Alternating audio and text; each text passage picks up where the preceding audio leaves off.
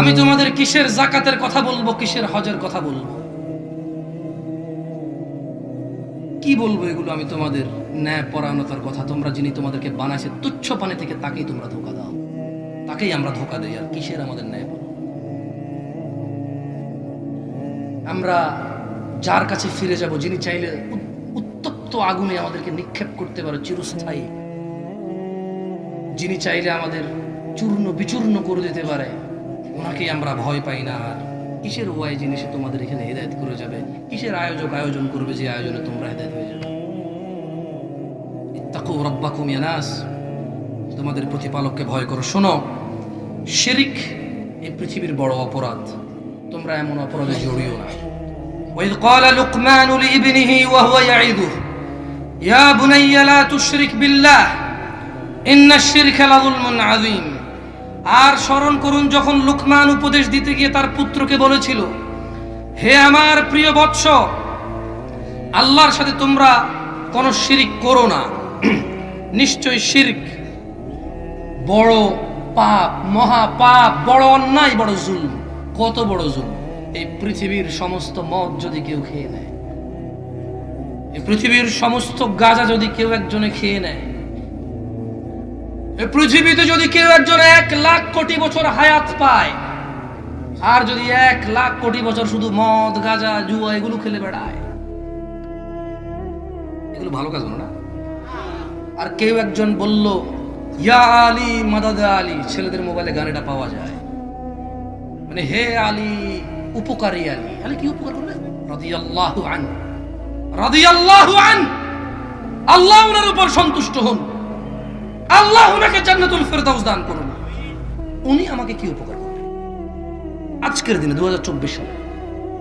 হ্যাঁ, ওনার চরিত্র আমাকে উপকার করবে, ওনার চরিত্র আমাকে উপকার করবে। আমি শিক্ষার অনেক কিছু আছে ওখান থেকে, ওনার জীবনী আমাকে উপকৃত করবে, শিক্ষার অনেক কিছু আছে আমার জন্য। কিন্তু আমি যদি একটা গর্তে পড়ে যাই না, উনি টান দিয়ে তুলতে পারবে না। কিন্তু যিনি আরশে আযমের উপরে আছে, তিনি ছেলে ওই ব্যবস্থা করতে পারবে, কাউকে পাঠাতে পারবে, ওখানে অলৌকিক ঘটে যেতে পারে, আমি উঠে যাবো। আলী রাদিয়াল্লাহু আনহু পারবে না। আপনি জানেন পুরো পৃথিবীর সবচেয়ে বড় অপরাধ শিরক, অথচ আমরা এটার দিকে তাকাইও না। আর এখানকার তো অর্ধেক মানুষ, এখানকার তো 90 জন মানুষ বলো যে 16 কোটি মুসলমান, 90% মুসলমান দেশ, আমরা উম্মতে মুহাম্মদী জাহান্নামে যাব না। কেমন উম্মতে মুহাম্মদী? নামাজই পড়ে না। কেমন উম্মতে মুহাম্মদী?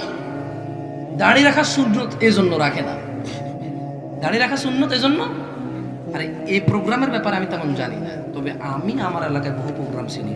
ছেলে পেলে প্রোগ্রাম করায়, এলাকার মানুষ খুব খারাপ হয়ে যাচ্ছে, গায়ে হলুদ হচ্ছে, গান বাজনা হচ্ছে, নারে একটা ওয়াজ মাহফিল করতে হবে, আমাদের সংস্কৃতিটা বুঝে যাচ্ছে, তাও বছর একবার হেদায়েত করা যায়, এরকম করে করায়। তো দেখি যে ওর টাকা নিয়েছে প্যান্ট, ওই ঈশান নামাজ পড়ে নাই, ওই মাগরিবের নামাজ পড়ে নাই, এবং যে কারে কারে দাওয়াত দিলে যদি গুস্ত দিয়ে ভাত খাওয়ায় 500-1000 করে লিখে নেবে, শুধু ওটা অমুক আসছে রে, না এই তো আসার কথা রে, গুস্ত তো 30 কেজি রান্ধে লেছি, যদি না আসে তাহলে তো গুস্ত টাকা লস রে, ফোন দিস না, আবার ফোন দে, তোর বাইরে দিয়ে ফোন দেয়, এইগুলা করে। ওর টেনশন খালি পাবলিকের খাওয়ায় আর টাকা লেখায় নেওয়া। কেমন? তখন আমি এদের এইসব ব্যস্ততা দেখে আমি চিন্তা করলাম, আচ্ছা ওর প্ল্যান হচ্ছে হুজুর নিয়ে এসে ওয়াজ করাইয়া সব মানুষের হেদায়েত করে ফেলবে। তাহলে খারাপ কাজ করবে কে? পুরা ভ্যাকেন্সি খালি, সিট খালি, শুধু একাও করবে। এখন ভাগে পায় না। এখন সুন্দরী মেয়ে একটা চিঠি দেখছে, পরে দেখা যাচ্ছে সকালবেলা উঠে দেখে 3 বন্ধুই লিখছে। ও চিন্তা করে 2 বন্ধু হেদায়েত হয়ে গেল, তো আমি একা সিটে খাবে। হ্যাঁ, এই অধিকাংশ মাহফিল কমিটির অবস্থা হয়ে গেছে এরকম যে এলাকার সব মানুষরা ডাইকে আনে হেদায়েতের জন্য, নিজেরা হেদায়েতের বাইরে।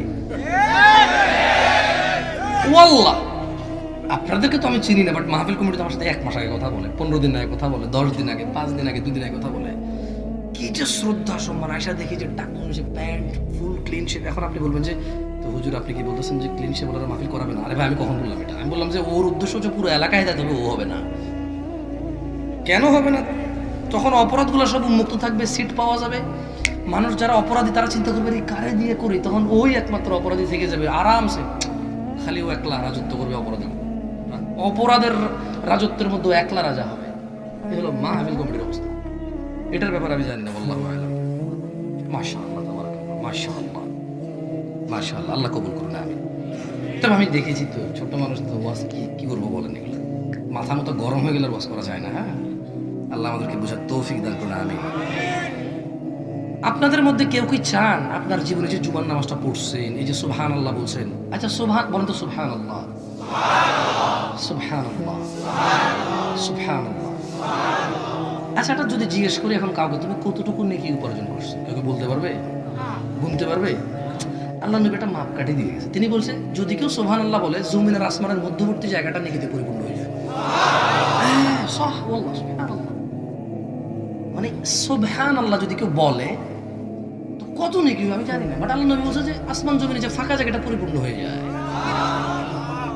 আচ্ছা, তাহলে আসমান আর জমিন পরিপূর্ণ করলাম আমরা নেকি দিয়ে, রাইট? আলহামদুলিল্লাহ, আলহামদুলিল্লাহ। আলহামদুলিল্লাহ বললে কি হয় বলুন তো? আলহামদুলিল্লাহ, আলহামদুলিল্লাহ বললে তামলাউল মিজান, আখিরাতে যে মিজান থাকবে, আমাদের দাড়ি পাল্লা থাকবে না মাপার, এই আলহামদুলিল্লাহ শব্দ দাড়ি পাল্লাকে ভারী করে দেয়। কি করে দেয়? আলহামদুলিল্লাহ। তাহলে কত নেকি হয় আমি তো গুনতে পারি নাই, তবে এতটুকু বুঝছি, আমার আমল নামা যদি আলহামদুলিল্লাহ লেখা থাকে, তাহলে এটা পাল্লায় দিলে এটা ভারী হয়ে যাবে। মানে আমার গুনাহের এগেনস্টে বা আমার গুনাহের বিপরীতে আলহামদুলিল্লাহ শব্দটা ওজন থাকবে বেশি। তো কত গুনাহের বিপরীতে থাকবে ওজন বেশি? আল্লাহু আলাম। আমার মনে হয় কি, আসমান জমিন সম্পূর্ণ গুনাহ হলেও যদি ঈমান শিরিক না থাকে, ঈমান নিয়ে মারা যায় মানুষ, তাহলে ওই আলহামদুলিল্লাহ শব্দ ওর পাল্লাকে ভারী করে দেবে। বুঝতে পারছি? তাহলে এমন একটা অপরাধ, যে অপরাধ আমার এই আসমান, আমরা সুবহানাল্লাহ বলছি না, বলেন সুবহানাল্লাহ। তাহলে আসমান আর জমিন পরিপূর্ণ হয় নেকিতে একটা শব্দে। কেউ কি চান এতগুলো নাকি নষ্ট হয়ে যাক? হজ 4 লাখ, এখন 6-7 লাখ লাগে না, 6-7 লাখ লাগে এখন হজে। যাইনি তো বাংলাদেশ থেকে, জানি না, রেট অনেক বেশি মনে হয়, 6 লাখ মিনিমাম না? তারপরে ওরে ভাই হাজিদের এক আল্লাহ, এই দেশের মানুষের কি হবে আর মুক্তি নাই। মুআল্লিমদের সাথে কথা বললে বোঝা যায় হাজি সাহেবদের যে কি রিকোয়ারমেন্ট। খাইতে দিয়েছে লেট হয়েছে কেন, উঠতে লেট হয়েছে কেন, আগে নিয়ে যায় কেন, একটু দূরে রাখছে কেন, কত যে কমপ্লেন। হজ করতে যায় শুধু মুআল্লিমরে গালাগালি করতে করতে হজ শেষ হয়ে যায়। ও আল্লাহ।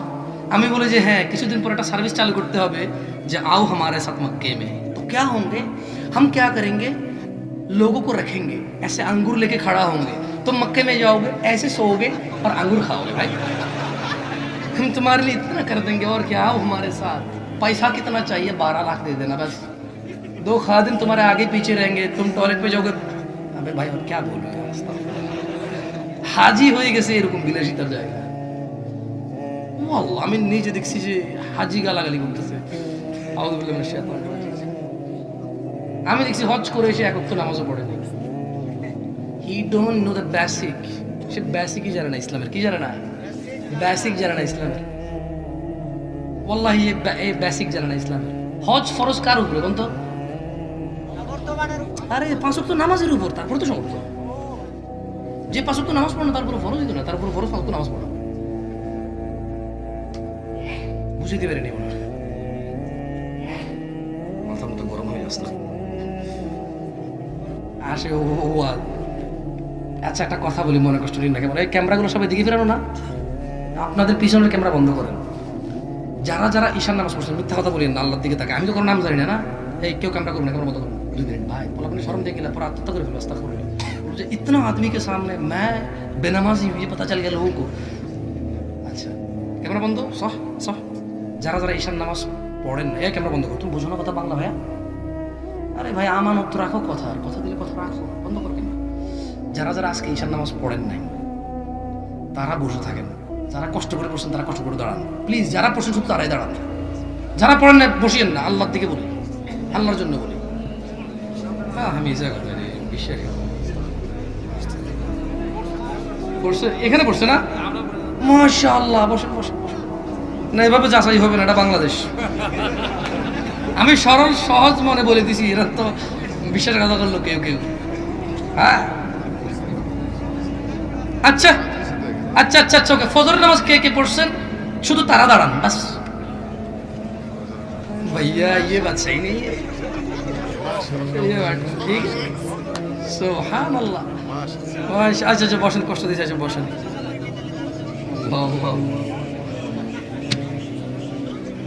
তো ভাই, আমি যে মসজিদে যাবো, ওই মসজিদে 4 জন, ওরা কই?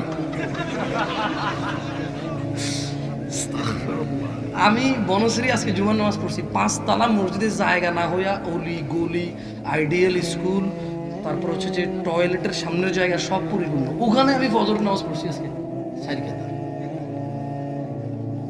আর আজকে জুমা যত কাতার হয়েছে, ওটা কনস্ট্রাকশনের কাজ চলতেছে, তো অল্প একটু অংশ এমনি ওয়াল দেওয়া আইসিটিসি আছে, বাকি অংশ এখন ওপেন। তো কাতারগুলো তো ছোট, যেগুলো ওয়াক্তিয়া হয়। আজকে জুমায় যেটা হয়েছে আমার মনে হয় 200-300 কাতার কম হবে না, যদি ওই ফজরের কাতারকে যত বড় হতো চিন্তা করি। বাকি 194 কাতার গেলে আমার দাওয়াতে চলে গেছে সবাই। আল্লাহ আমাদেরকে বুঝার তৌফিক দান করুন। তো আচ্ছা দিনী ভাইরা, যদি আপনি এমন একটা অপরাধে লিপ্ত হন যে অপরাধ করলে আপনার এই আসমান আর জমিন সমান পরিপূর্ণ নেকি নষ্ট হয়ে যাবে, আপনি এটা চাইবেন? আচ্ছা বাংলাদেশে কি মুসলমানরা শিরিক করে? কতজন করে? ওরে আল্লাহ, 99%। পরিসংখ্যান এটা করছে কি? হ্যাঁ, এইটা কি বিশ্বাসযোগ্য? আমি কি আপনার সূত্র দিকে ইনশাল্লাহ নিউজ টিউজে করতে পারবো, বলতে পারবো? আল্লাহ একটা পরিসংখ্যান করছে, বাংলাদেশ নিয়ে না, এই পুরো পৃথিবীবাসীর উপরে। কার উপরে? পৃথিবীবাসীর উপর আল্লাহ একটা জরিপ করছে। সুবহানাল্লাহ, ওনার জরিপ তো ভুল নাই না? সূরা ইউসুফে তিনি বলেছেন, ওয়ামা ইউমিনু আকসারুহুম বিল্লাহ ইল্লা ওয়া হুম মুশরিকুন। তিনি বলছেন যে এই যে মানুষগুলা, এদের অধিকাংশ মানে 50% বেশি ঈমান আনার পরে শিরিক করে। তাহলে এই শিরিক করা লোকগুলোর কি আমল থাকবে? থাকবে না দিনী ভাইয়েরা। আল্লাহ সুবহানাহু ওয়া তাআলা কোরআনুল কারীমে বলেছে, শোনো গাজীপুরের মানুষ, তোমরা আল্লাহর দিকে ধাবিত হও, তোমরা আল্লাহর সাথে অংশীদারিত্ব করে পৃথিবীর মহাপাপ রটনা করিও না। তিনি সুবহানাহু ওয়া তাআলা বলেছেন, ইন্নাল্লাহ, নিশ্চয়ই আল্লাহ, লা ইয়াগফির, ক্ষমা করবেন না, আন ইউশরিকা বিহি, যে উনার সাথে শিরিক করে, ওয়া ইয়াগফিরু মা দুনা যালিকা লিমান ইয়াশা, এই শিরিকের গুনাহ ব্যতীত উনার ইচ্ছা উনি যা খুশি তা ক্ষমা করে দেবেন। ওয়া মান ইউশরিক বিল্লাহ, আর তোমাদের মধ্যে যে আল্লাহর সাথে শিরিক করে, ফাকাদ ইফতারা ইসমান আযীমা, সেই তো পৃথিবীতে সব চাইতে বড় পাপ রটনা করে। শোনো গাজীপুরবাসী, ইন্নাল্লাহ, নিশ্চয়ই আল্লাহ, লা ইয়াগফিরু আন ইউশরাকা বিহি, তিনি ক্ষমা করবে না যিনি আল্লাহর সাথে শিরিক করে, ওয়া ইয়াগফিরু মা দুনা যালিকা লিমান ইয়াশা, এছাড়া তিনি ক্ষমা করে দেবে যা খুশি, যা অপরাধ। ওয়া মান ইউশরিক বিল্লাহ, আর যে আল্লাহর সাথে শিরিক করে, ফাকাদ দাল্লা দালালান বাঈদা, নিশ্চয়ই সে পৃথিবীর সবচেয়ে বড় পথভ্রষ্ট। শোনো গাজীপুরবাসী, ইন্নাহু মান ইউশরিক বিল্লাহ, নিশ্চয়ই কেউ যদি আল্লাহর সাথে শিরিক করে, ফাকাদ হারামাল্লাহু আলাইহিল জান্নাহ, আল্লাহ তার জন্য জান্নাতকে চিরস্থায়ীভাবে নিষিদ্ধ করে। ওয়া মাওয়াহুন নার, তার থাকার জায়গা করে তিনি জাহান্নাম। ওয়া মা লিয-যালিমিনা মিন আনসার, আর জালেমদের জন্য কোনো সাহায্যকারী খুঁজে পাওয়া যাবে না। জালেমদের জন্য কোনো সাহায্যকারী নেই। এই পৃথিবীর সবচেয়ে বড় জুলম, এই পৃথিবীর সবচেয়ে বড় নিকৃষ্ট ঘৃণিত কাজ হচ্ছে আল্লাহর সাথে শিরিক করা। অথচ এই আমল, কোনটা যে শিরিক, কোনটা যে তাওহীদ, আমি আমাকে সহকারে বলি, আমি আমার পরিবারকে সহকারে বলি, 90 জনের বেশি আমরা জানি না তাওহীদ কি জিনিস। অথচ এই তাওহীদ হচ্ছে চাবি জান্নাতের। তাওহীদ কি? চাবি জান্নাতের। মান ক্বালা লা ইলাহা ইল্লাল্লাহ, যে বলবে আল্লাহ ছাড়া কোনো সত্য মাবুদ নেই, সে জান্নাতে প্রবেশ করবে। জান্নাতের চাবি হলো কি? তাওহীদ, ঈমান, এগুলো হচ্ছে জান্নাতের চাবি। এবার বলেন, নামাজ বেহেশতের চাবি, রাইট? আলেমদের মধ্যে মত, কেউ দুর্বল বলে, কেউ হাদিসটা বয়ান করে, কিন্তু আমি বলি কি, এটা কাইন্ড অফ রিলেটেড। মানে সালাত বেহেশতের চাবি, একটু রিলেভেন্ট, এটা রিলেটেড। কেমন? মানে লা ইলাহা ইল্লাল্লাহ, আমরা কারা কারা মুসলমান হাত তুলি? বসে। চাকরিজীবী কারা? তারা হাত তুলি। চাকরিজীবী সবাই না? আপনি যদি ডিউটিতে গিয়ে পাঞ্চ না করেন, আপনি কি ডিউটিতে উপস্থিত ছিলেন? ওই দিনের বেতন পাবেন? সিম্পল হিসেব। তো আমরা কারা কারা মুসলমান? এটা হচ্ছে আমরা জোহর থেকে আসর পর্যন্ত মুসলমান, যদি জোহরের নামাজ পড়ি। এরপর আমাদের মেয়াদ শেষ হয়ে যায়। আমাদের মেয়াদ কি হয়ে যায়? শেষ হয়ে যায়। যে আসর সালাত করে সে কন্টিনিউ করতে থাকে তার ঈমান, তার মুসলিমত্ব, তার ঈমান, সে মাগরিব পর্যন্ত কন্টিনিউ করে। যে মাগরিবের সালাত পড়ে সে এশা পর্যন্ত কন্টিনিউ করে, যে ঈশার সালাত পড়ে সে ফজর পর্যন্ত মুসলমান হিসেবে গ্যারান্টি নেয় নিজের, মানে ডিউটিতে পাঞ্চ করে। কি করে ডিউটিতে? মানে ইয়া আল্লাহ তোমার প্রতি আমার ঈমান মিথ্যা নয়, ইয়া আল্লাহ তোমার প্রতি আমার ঈমান লোক দেখানো নয়, ইয়া আল্লাহ তোমার প্রতি আমার ঈমান পৈতৃক সম্পত্তি নয়, ইয়া আল্লাহ তোমার প্রতি আমার ঈমান আমার হৃদয় থেকে আমি তোমার কাছে আত্মসমর্পণ করেছি। তাই সে ফজরে যায়, জোহরে যায়, আসরে যায়, মাগরিবে যায়, ঈশা যায়, আবার ফজরে যায়। এভাবে সে মুসলিম কন্টিনিউয়াসলি থাকে, রাইট? একজন লোক যদি তার ডিউটিতে একদিন গেল না, 2 দিন গেল না, 5 দিন গেল না, মাসে 15 দিন খুবায়, 20 দিন খুবায়, তাহলে কি ওই কোম্পানি তাকে চাকরিতে রাখে? মুসলেকা দিয়ে ছাড়তে হয়। কি দিয়ে ছাড়তে হয়? মুসলেকা দিয়ে ছাড়তে হয়। তো দুরূপ 30 দিনের মধ্যে আমরা সপ্তাহে 4 দিন আল্লাহর সাথে ডিউটি করে এসে নিজেকে মুসলিম বলাটা কতটুকু যুক্তিযুক্ত? আমি কাউকে অমুসলিম বলতে আসিনি এখানে, আমার কোনো লাভ নাই। আমি কাউকে কাফের বলতে আসিনি এখানে, আমার কোনো লাভ নাই। আপনারা আস্থা রাখেন, আপনাদেরকে কাফের, মুসলিম, মুশরিক, বুংবাং, এই ভুল, খারাপ, আপনি নিকৃষ্ট, আপনি যখন এর আমার কি লাভ ভাই? আপনাকে কে বানাইছে? উনি আপনার বেঁচে থাকা পছন্দ করেছে। আমি কেন আপনাকে ঘৃণা করবো? Why? তিনি পরাক্রমশালী, প্রজ্ঞাময় আল্লাহ, সার্বভৌমত্ব যার, তিনি আপনার বেঁচে থাকা, নিঃশ্বাস নেওয়া, তিনি, ওনার ইচ্ছাই তো হচ্ছে নাকি? আমি আপনাকে কেন অবহেলা করবো, ঘৃণা করবো, কেন তুচ্ছ-তাচ্ছিল্য করবো? ওয়াই? ইটস বিকজ আমি এখানে লেকচার দিচ্ছি, আপনি শুনতেছেন এই জন্য? নো, আমার দরকার কি ভাই? শোনেন, আপনাদেরকে আজকে একটা কথা বলি। যে আল্লাহ আপনাদের এই নিঃশ্বাস দিয়েছে, তিনি আপনাদেরকে কত বড় সুযোগ দিয়েছে এটা আমি বলবো। বলার আগে মুসলমান কে না, এটার একটা মাপকাঠি দিয়ে গেছে আল্লাহ নবী সাল্লাল্লাহু আলাইহি ওয়াসাল্লাম। কে দিয়ে গেছে? আল্লাহ নবী সাল্লাল্লাহু আলাইহি ওয়াসাল্লাম। আচ্ছা, এটা কি? কাগজ। এটা কলমটা, এই কলমটা এটা কি? এটা কি মাপকাঠি না জিনিসের? মাপকাঠি তো, মানে আমার ব্রেইন আছে, আমি বুঝছি এটা কাগজ। এটা কি? কলম। এটা কি কলম? এটা কি কাগজ? আচ্ছা, পানি আর তেল আলাদা বুঝেন না? পেট্রোল, পানি দুটো আলাদা বুঝেন না? মুসলমান কে মুসলমান, কে মুসলমান, এই কথা কে বলবে? মুসলমানের পরিচয় কে দিবে? আল্লাহ দিবে। যে কাকে উনি মুসলিম বলে, মুহাম্মদ সাল্লাল্লাহু আলাইহি ওয়াসাল্লাম দিবে কাকে উনি মুসলিম বলে। শোনেন, একটা হাদিস বলে আমি বেশি দীর্ঘিত করবো না, কারণ এখানে সারাদিন বক্তব্য বলে লাভ নাই। আপনারা মুসলমান হন, আমিও মুসলমান হওয়ার চেষ্টা করি। আল্লাহ বাঁচালে পরে কখনো এসা মুসলিমদেরকে সৎ কাজের আদেশ অসৎ কাজের নিষেধ করে দিয়ে যাবে।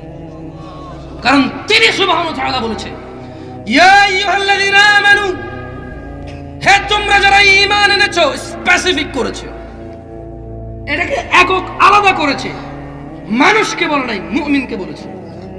আকিমিস সালাত, সালাত প্রতিষ্ঠিত করো। ইন্নাস সালাতা তানহা আনিল ফাহশাই ওয়াল মুনকার, নিশ্চয় নামাজ তোমাকে মন্দ কাজ থেকে বিরত রাখবে। এটা হচ্ছে ভালো হওয়ার একমাত্র চাবি। আসেন মুসলমানকে আগে মুসলমান হই, তারপর আমল করবো ইনশাআল্লাহ। কেমন? আন সাঈদ ইবনে মুসাইয়িব আন্না রাসূলুল্লাহ সাল্লাল্লাহু আলাইহি ওয়াসাল্লাম قال, সাঈদ ইবনে মুসাইয়িব রাদিয়াল্লাহু আনহু থেকে বর্ণিত, তিনি বলেন রাসূল সাল্লাল্লাহু আলাইহি সাল্লাম বলেছেন, বাইনানা ওয়া বাইনাল মুনাফিকিন, বাইনানা ওয়া বাইনাল মুনাফিকিন, বাইনানা ওয়া বাইনাল মুনাফিকিন।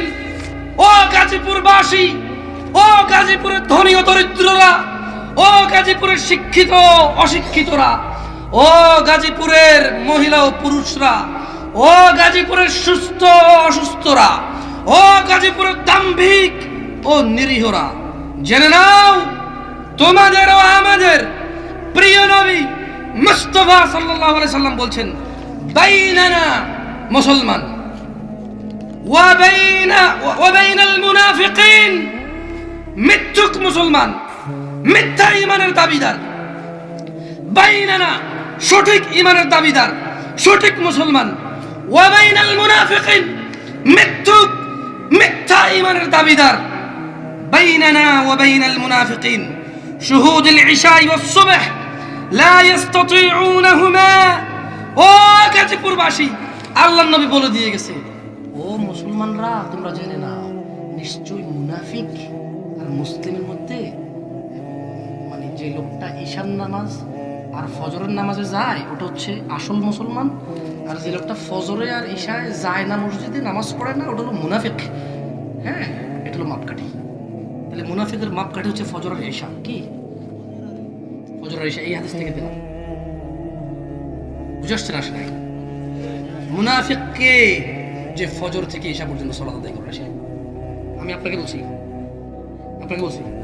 এই ছেলে তোমাকে বলছি, বলিও না কালকে জামশেদ মজুমদার আলেম না অমুক তমুক ফতোয়া দিছে। আরে ভাই, আমি ফতোয়া দিই নাই, হাদিস পড়ে শুনেছি।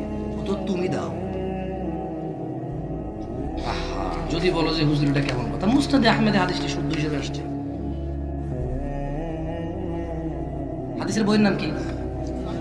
সবাই আমার সাথে বলেন, এটা বইয়ের নাম শেখেন। আর এইভাবে তো শিখবেন। বলেন মুসনাদে আহমেদ।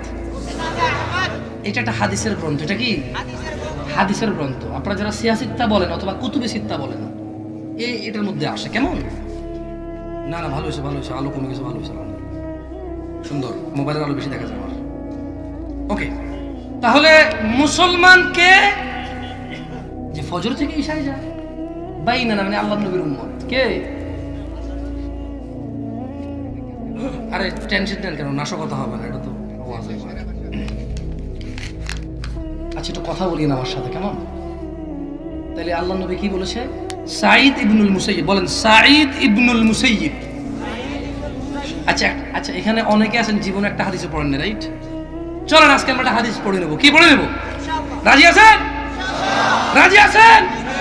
খালাস, আমাদের মাথা থেকে এই কলঙ্ক আমরা দূর করবো যে জীবনে একটা হাদিসও পড়ি নেব। এটা কলঙ্ক তো, জানেন না? এটা কি কলঙ্ক? যে মুসলিম কোনোদিন একটা হাদিস পড়ি না, এটা কলঙ্ক না? চলেন আজকে এই কলঙ্ক দূর করবো এবং আজকের দিনে একটা হাদিস পড়ে শুরু করব। আগামীতে বেঁচে থাকলে ইনশাআল্লাহ আরো শত পড়বো ইনশাআল্লাহ। ঠিক আছে? তাহলে আমার সাথে বলেন, আন সাঈদ ইবনুল মুসাইয়িব আন্না রাসূলুল্লাহ সাল্লাল্লাহু আলাইহি ওয়াসাল্লাম قال بيننا وبين المنافقين شهود العشاء والصبح لا يستطيعونهما। অর্থটা একসাথে বলবো, কেমন? বলেন সাঈদ ইবনুল মুসাইয়িব রাদিয়াল্লাহু আনহু থেকে বর্ণিত, তিনি বলেন রাসূল সাল্লাল্লাহু আলাইহি সাল্লাম বলেছেন, আমাদের এবং মুনাফিকদের মধ্যে পার্থক্য হচ্ছে ফজর ও ঈশার নামাজে অনুপস্থিত হওয়া। এই দুইটি নামাজ, এই দুইটি সময় মুনাফিকরা উপস্থিত হতে পারে না। একটা হাদিস পড়ছেন, আর একটা হাদিস পড়াবেন ইনশাআল্লাহ। রাজি? বেতনটা তো ছাড়াই পড়াচ্ছি, শুকরান বলেন জাযাকাল্লাহু খাইর, বারাকাল্লাহু ফিক, বারাকাল্লাহু ফিক। তাইয়্যিব, হাদিস পড়লে দারুণ লাগে না? ফতোয়াটা নিজে দেওয়া যায় না? এই দুই চারটা হাদিস পড়লে কেউ আর হুজুর মাথা গরম হয়ে গেছিল, রাগের মাথায় তালাক কইলাইছি, এখন পোলাপান্ডি তো ছোট কামতাছে মাল লাগে, কোনো ভয় আছে কিনা? এই দুই চারটা হাদিস পড়লে আর এগুলা বলা লাগে না, বুঝছেন না? বলেন নিজে কিছু সিদ্ধান্ত নেওয়া যায়, রাইট? কারণ দু চারটা হাদিস পড়লে শুক্রবার হচ্ছে এই পৃথিবীর মধ্যে আল্লাহ তাআলা যতগুলো দিন বানাইছে, জুমার দিন হচ্ছে সবচেয়ে উত্তম দিন, রাইট? দু চারটা হাদিস পড়লে এই উত্তম দিনকে কেন্দ্র করে যায় শেভ করে মানুষ। যতগুলো দাড়ি শেভ করা লোক সবগুলো বৃহস্পতিবারে রাতে অথবা শুক্রবার সকালে শেভ করে, শুক্রবারকে কেন্দ্র করে। মানে হচ্ছে কিরকম জানেননি? কারো আজকে বিয়ে, আনন্দের দিন না, আজকে সে পতিতালয় গেল, কি আনন্দে গেছে, হে আজকে বিয়ে, একটু পতিতালয় থেকে ঘুরে আসি। পাগল বলো না, দূর বেটা, তোর তো বিয়ে করতেছিস, তুই তো বেটা বিয়ে করতে তো সব তো হালাল ভাবে পাবি, তোর পতিতালয় যাচ্ছিস কেন? দুর্বল যুক্তি, কি করবো বলেন? আমরা মানুষ দুর্বল, আমার একটু জ্ঞান কম, তাই যুক্তি দুর্বল দিই, বুঝেন নাই? ভালো আলমদেরকে তো আপনারা সুযোগ দেন না কথা বলেন। শুক্রবার হচ্ছে, জুমার দিন হচ্ছে আল্লাহর এই পৃথিবীতে জমিনে সবচেয়ে উত্তম দিন। এই দিনকে কেন্দ্র করে সবাই আল্লাহর নবীর সুন্নতকে জবায়। তো বললাম কেন? কয়টা তো সুন্নতের জন্য। তার মানে দাড়ি কাটে কেন জানেন? দাড়ি এই জন্য কাটে না যেটা দেখতে খারাপ লাগে, এটা সুন্নতের জন্য কাটে। আমি কয়েকজনের সাথে কথা বলছি, বলে যে সুন্নত আপনি তো বাড়াবাড়ি করেন কেন? বললাম ও আচ্ছা, সুন্নত দেখে কাটেন না? হ্যাঁ তো বলেন, এবার জরুরি না তো বলতো আপনি, উনি হ্যাঁ বলবে, জীবনে বলবে। চলেন আজকে মাহফিলে কি আর ওয়াজ করবো, আরেকটা হাদিস পড়ি, কেমন হবে? পড়বেন? বলেন আন, সবাই একসাথে, কেমন? না না, ওই প্যান্ডেলে আপনারা যারা বোন আছেন আপনারা মনোযোগ দিয়ে শোনেন, আপনারা পড়ার দরকার নেই, কেমন? স্টেজ একটা না দুইটা, শুধু যারা আমরা ছেলেরা আছি, কেমন? বলেন আন জাবির রাদিয়াল্লাহু আনহু قال قال رسول الله صلى الله عليه وسلم بين العبد بين العبد بين العبد وبين الكفر وبين الكفر وبين الكفر ترك الصلاة. না সবাই বলতেছেন না, দারুণ একটা হাদিস ওয়াল্লাহি। এই হাদিস পড়ার পর আপনি এতটুকু বুঝে যাবেন যে কিয়ামতে যে আপনি যে আল্লাহকে বলবেন ইয়া আল্লাহ আমি জানতাম না, এই অপশন বন্ধ হয়ে